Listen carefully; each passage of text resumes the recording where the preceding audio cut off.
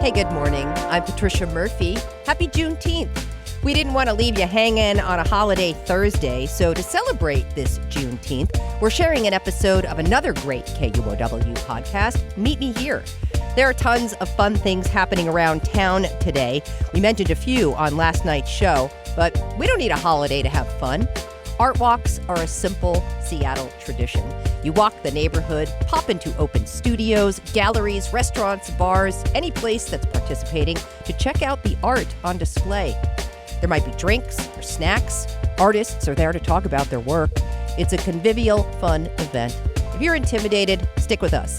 Meet Me Here host Jeannie Yandel learned more about the art of art walking in two Seattle neighborhoods with artist Tommy Gregory. The Capitol Hill Art Walk is every second Thursday, and the Pioneer Square Art Walk, the longest-running art walk in the country according to the city, is on first Thursdays. We'll get going here now with Tommy describing the vibe of the Pioneer Square Art Walk. So it's intuitive because there's usually not a script. Beautiful. I think it's a beautiful place to walk around. And then I think positive. Tommy Gregory is an artist and the senior art manager for the Port of Seattle. That means if you've ever looked at a piece of art at SeaTac Airport, Tommy is likely the one who put it there. He also loves art walks. He goes all the time, often by himself. So he's the perfect guide to explain how to art walk like a seasoned pro. The Pioneer Square one it's just got a rich history of art studios as well as art galleries. There's never a route that I think people completely stick to. I think it's extremely intuitive. There's shows you want to hit at Stonington, which is a little bit closer to like First, and then there's like, Artist Exchange on First. There's great wine bars that show local artists. There's just all these reasons for people to. I think that the reason the Pioneer Square one's so strong is it's an area of plenty as well as beauty. Great large trees, a fantastic environment in Occidental Square, where I think it's very real. Pioneer Square is a real part where you see all walks of life, all age groups, lots of dog walking. It's just a great place to go and then spread out and look at art. I imagine you going to Pioneer Square for the art walk often on your own. When you do go, where should you start? I mean, where do you start? There's two places I like to start. I like starting at Collins Pub, and the bartender there's named Kevin. There's other ones, but that's one that is always memorable to me. And I'll have like one drink. You'll always bump into somebody whether it's an artist or an art professional. So that's a fun spot. And then the Meyer is where almost all the artists start. One of the things you told me when we were talking earlier is that sometimes when you are at an art walk, you'll look for people to tag along with. Yeah. How do you approach people in that circumstance? I mean, the one thing I think anybody listening could know is there's not a more open community to me than the art world, the art community. From artists to dealers to curators, it doesn't matter what your cultural background is. I feel like you're just accepted because we understand the complexities and the difficult nature of trying to be somebody who makes something that didn't exist before and then show it. There's just a lot of risk, or if not risk, vulnerability. So I do feel like if you're somebody who loves to talk, the art world will listen. And if you're somebody who's shy to start, they're willing to break the ice because they want to share their ideas. It's one of the kind of odd congregations that could happen in the art world where people will bump into each other spontaneously. Sometimes they'll plan to, and they'll see art in a setting that is very different than any other kind of environment. It's not like a museum where you have to be quiet. These art walks humanize the viewing experience and create camaraderie, or at least, if not create camaraderie, allow the opportunity for it. We like to provide options at Meet Me Here, so in that spirit, Tommy also wants to guide us through the Capitol Hill Art Walk.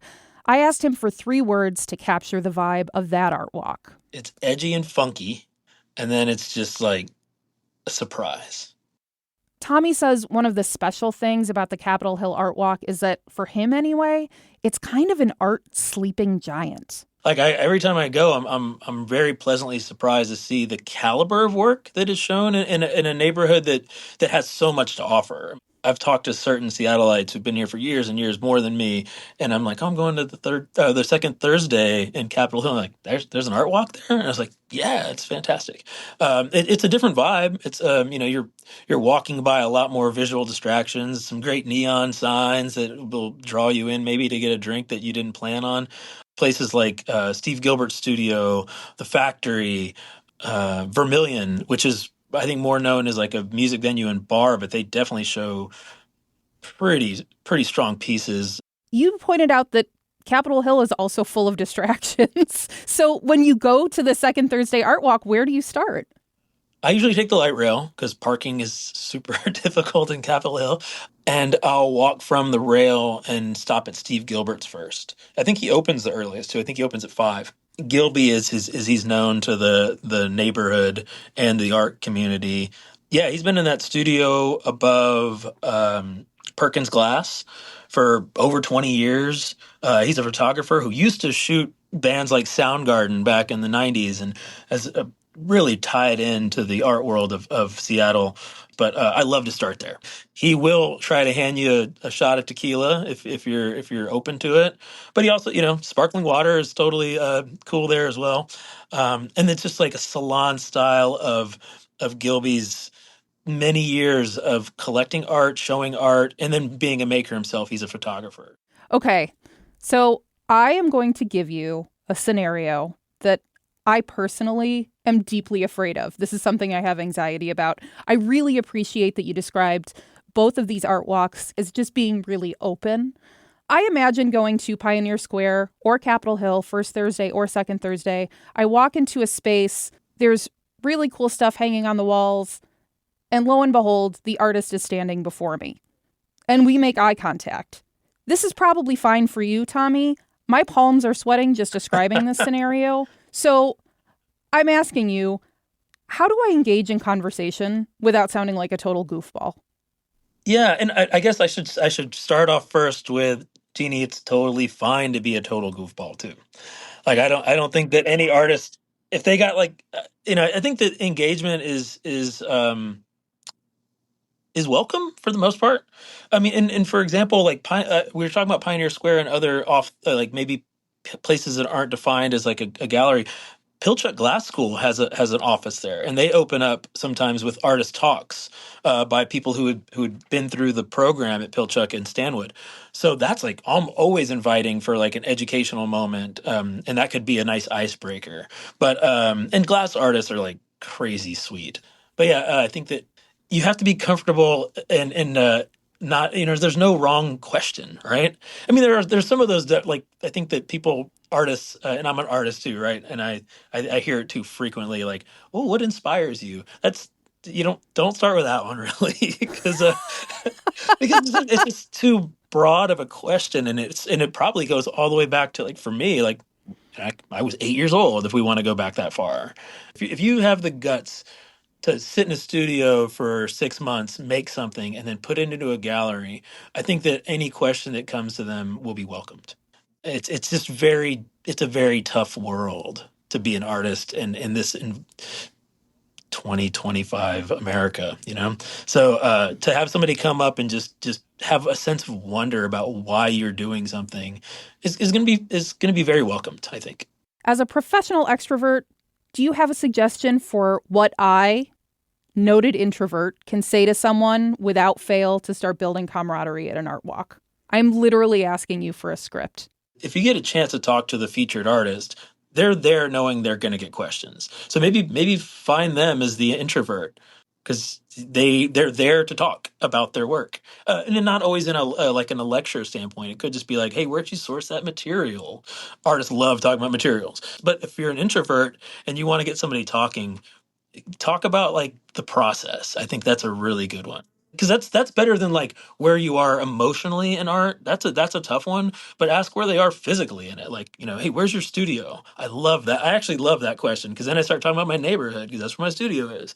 That's kind of a fun one. Tommy, your job is to look for, source, place art. But beyond your job, What do you get out of going to these art walks?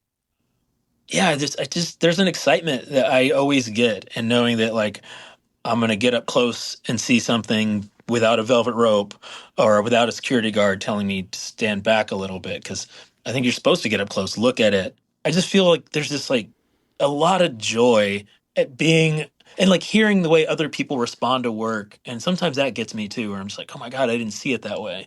And then, I'll look at stuff. I think I was taught this way. It's like, if you're looking at a 2-dimensional piece too, that's framed, look at all 4 sides and then go to the center. Like you don't neglect any part of something because you're going to miss something.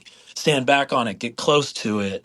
And when I look at art that way, I think that other people see my own wonder, and they're like, hey, if they know about it, they'll start talking to me, right? And then this strikes up this conversation that completely unscripted and just, again, honest. I think there's a true like honesty in this kind of everybody going out together, spreading out, looking at things and sharing ideas and asking questions. And I love that. It just makes life way more interesting. Tommy Gregory is an artist and the senior art manager for the Port of Seattle. Tommy, thank you so much. It was so fun to talk to you. Thank you. It was my pleasure. That was an episode of Meet Me Here with Jeannie Yandel. It's KUOW's newest arts and culture podcast. If this episode inspired you to visit an upcoming neighborhood art walk, Tommy has some recommendations. We'll put his list in the show notes. Find more episodes of Meet Me Here and more arts and culture event recommendations in the KUOW app or your favorite podcast app. Thanks for joining us and happy Juneteenth. This episode was produced by Kyle Norris. The Seattle Now team is Caroline Chamberlain-Gomez, Vaughn Jones, Brooklyn Jamerson Flowers, Andy Hurst, and Paige Browning. Greg Kramer does our theme music. Seattle Now and KUOW Public Radio are members of the NPR network. I'm Patricia Murphy. See you tomorrow.